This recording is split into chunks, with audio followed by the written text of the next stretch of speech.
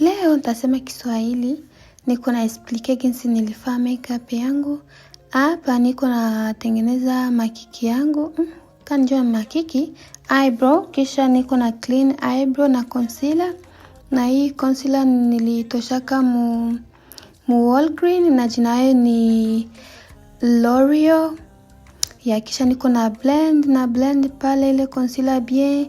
Kisha niko naanza pakala eyeshadow yangu. Hii sikupenda vikwe vya mingi. So nilipakala kama at the end of the day I end up putting the shimmery thingy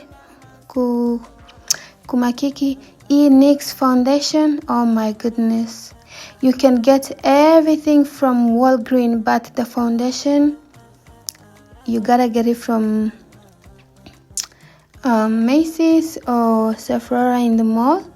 That foundation is the best. And then nika contour, nika conceal my face.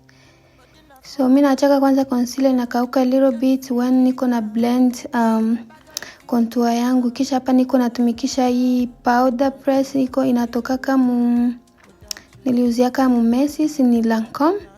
Kisha pale niko namalizia niko natumikisha bronzer yangu nilitosha kama Marshall. Kisha ile ni one size translucent powder. So ile ni elf, ile nilitoshaka nayo mu Walgreens, na ile L'Oreal spray na nilitoshaka mu Walgreens. Kisha hapa aka lip liner nilitoshaka mu Sephora. Hii lipstick nilitoshaka mu Macy's Lancome.